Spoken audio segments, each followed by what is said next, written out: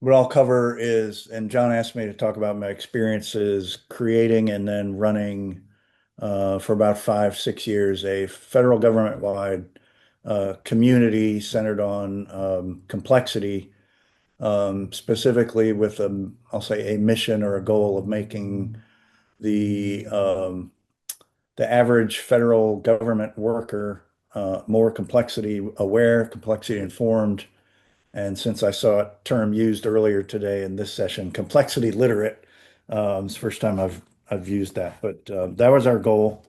The genesis of that was 2018.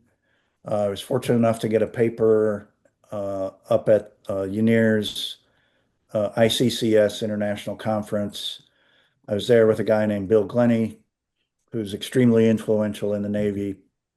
And in a room full of 650 people, Bill looks at me and he's like, there are exactly 12 people here from the federal government, and that's a bad thing. Um, and I agreed with him. So I took it on to do something about that being a bad thing. Um, so for the next year, Bill and several others of us created a 3-day in-person workshop at my Navy lab, Carter Rock Division. It's outside the Beltway in Maryland. Um, and then that led, there's about 100 people in person.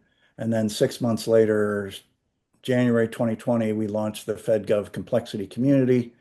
Quick highlights. It ran for about 4+ years. Um, we had a monthly meeting, so we had roughly 40 of those. The format was 90 minutes, where the first 30 minutes were community check-in, community update, people, just talking to each other. I usually had some sort of prompt, and then 60 minutes roughly of quote unquote featured content.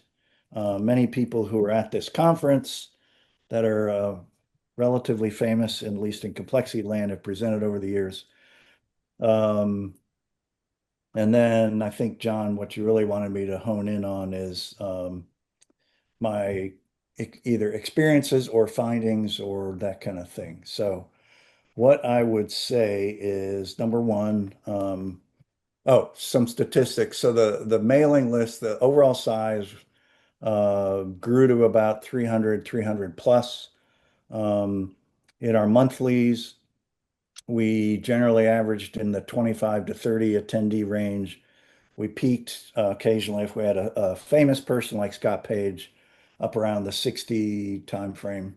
Um, Big takeaways are one, surprise to me that the value of community. So, Margaret, the thing you're working with, the thing I'm working with over in the public health project over there, people are both hungry for and really, really willing to contribute to something called community.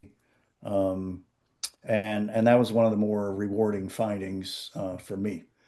Number two, oh, sorry, and now I'm looking at my own slide, so I have my outline in front of me. Number two, I want to say too that there is value in that community of quote unquote lurkers.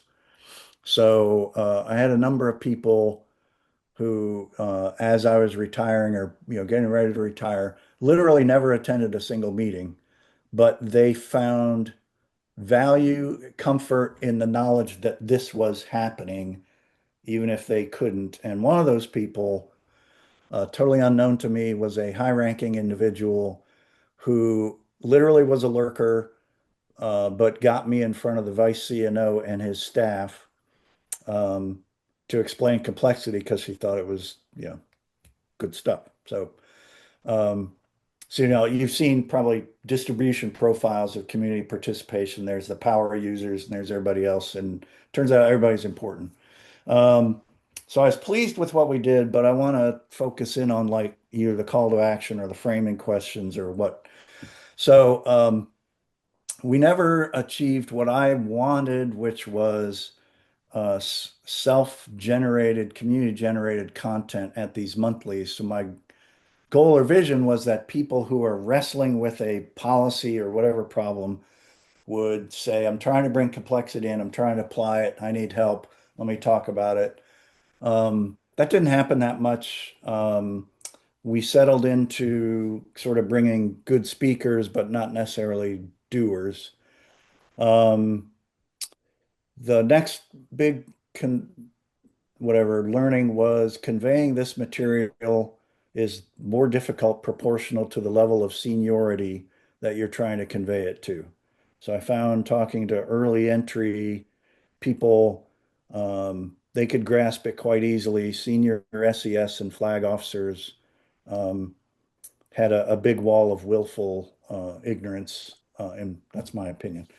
And then the last one is what I still think is, I'm going to be provocative here because I think, John, the call was to give framing things. Two things. One, I still think there is a massive yawning gap in complexity land between theory and whatever we call application practice. And there is a need for bridgers to, you know, whatever, bridge that gap. One piece is, I think complexity is still what I would call descriptive and not generative. And there's a lot, behind those words. And the second one, and this is really my provocative, drop it on the table and walk away for you all. But it's my opinion that complexity has no working theory around power.